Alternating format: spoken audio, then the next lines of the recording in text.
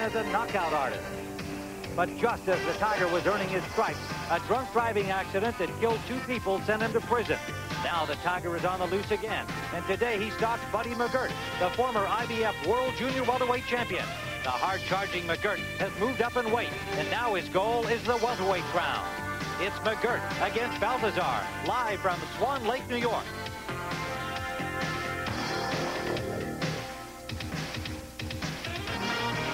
Also today, a special look back at the style, charm, and grace of the man who may have been pound for pound the greatest fighter ever, Sugar Ray Robinson.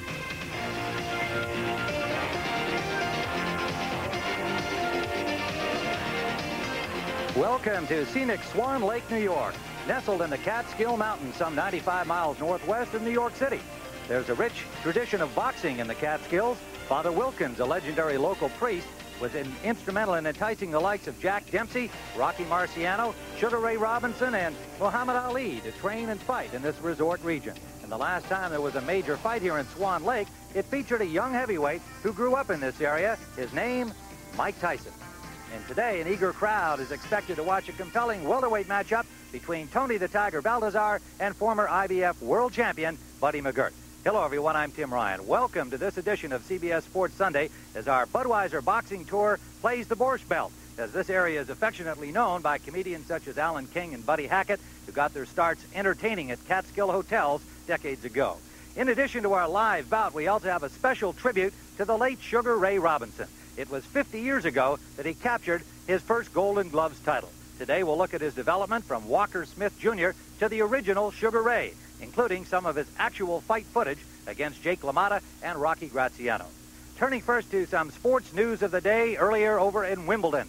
Steffi Graf of West Germany won the women's championship, defeating Martina Navratilova 6-1 in the 3rd set.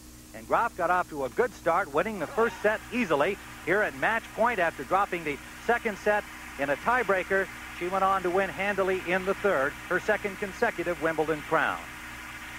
On the gentlemen's side, Boris Becker was a straight set winner over Stefan Edberg, who beat him in last year's final. For Becker, his 3rd Wimbledon crown in 5 years.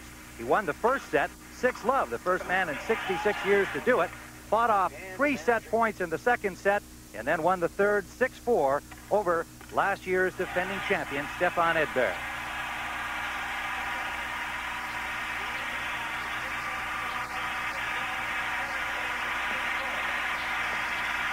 Also in Europe earlier today, the Tour de France completed its 8th stage. Martin Early of Ireland captured that stage, but the American Greg LeMond continues as the overall leader, maintaining a 5-second advantage over the French favorite Laurent Fignon. Tomorrow, the real racing begins as the Tour enters the Pyrenees. Meantime, here in the United States, there was a big surprise on Thursday when New Orleans Saints president Jim Finks did not receive the required 19 votes to elect him as the new NFL commissioner. Reaction from around the league to what some have called a filibuster by the younger owners was markedly mixed. There was not one negative comment that was mentioned concerning Jim Finks. And the reason that we abstained was that we did not want to vote against Jim Finks. We abstained, and let's say that we voted against the process, not Jim Finks. Some had the hope, perhaps, that there was some candidate yet to be discovered. They weren't convinced that this was so, but they wanted to make sure, since this is such an important choice for us, that they had the chance to do that sleuthing and to see if they could uncover somebody. The complexion of the ownership in the league has changed dramatically over the last 5 or 6 years, as have the prices of football teams. And so the new people coming in have a very strong wish to be included in the important decisions that are made in the league. And I think there's a feeling that sometimes they're not. Well, joining us now from Boston is NFL Today correspondent Will McDonough. Will, would you call that a fair assessment by these younger owners? Tim, I think that's exactly what happened Thursday in Chicago. But I think what we should look at is what Pat Boland said in that last piece, okay? What he's trying to say is that we have not been included, not only in this vote and in this process, but in the power structure of the National Football League over the last 10 years. See, the underlying story here is a fight for power in the National Football League. And the guys who have sort of been on the outside for the last decade seize this opening and say, we're going to be included in the future. We're going to have a say. Well, what really happened then at the meeting, as you see it, well, you've referred to what amounts to as a fight. That's what happened, Tim. They try to come out of the meeting and play it down a little bit, but this thing is just starting to simmer. Even though the vote was 16-11, it would have been 16-12 if Bud Adams of Houston had come to the meeting. But Joe Robbie of Miami, one of the dissidents, said, Will, it's really 14-14, right down the middle. And I think what he meant is this. Some of those 16 votes were only voting for Jim Finks. If Jim Finks is withdrawn as a candidate, some of those votes that were on the old guard side are coming down off the board, and then you get a war in the league to see what's going to happen after that. Well, what do you think would happen if Jim Finks doesn't become the commissioner? Well, if Jim Finks doesn't become the commissioner, Pete Rozelle is going to have to hang around for a while, and he doesn't want to do that. What has to happen, Tim, is this. That search committee of the old guard, 6 owners who have represented the power in the league for a long, long time, has to expand that committee to take in 2 of the dissidents, put them on that committee, let them talk to Jim Finks, let them talk to the other candidates, let them assure their group that Jim Finks is the best guy. And if they do that, I think he'll be elected. Will, is there any... If they don't, I think this is going to go on for a long, long time. Well, that's what I was leading to. Is there any kind of a timetable here? Is this thing going to drag on now? What do you think is going to happen next? Well, Tim, there's a meeting 2 weeks from now back in Chicago about the Worldwide Football League where they're all going to get together again. And I think at that meeting, even though it isn't the commissioner, they're going to talk behind the scenes and try to make some kind of an accommodation to see if they can have another vote within 30 days, bring Jim Finks forward, and get the 19 votes necessary to get him the commissioner. All right, interesting stuff. Thanks very much, Will. And when we come back, James Brown and Gil Clancy will take us for a nostalgic look back at the extraordinary life and times of the original Sugar Ray. When Sports Sunday continues, here... Manhattan skyline sits an inner-city community, Harlem. And while Harlem has its poverty and its problems, there are other tales on this side of town. Stories of success.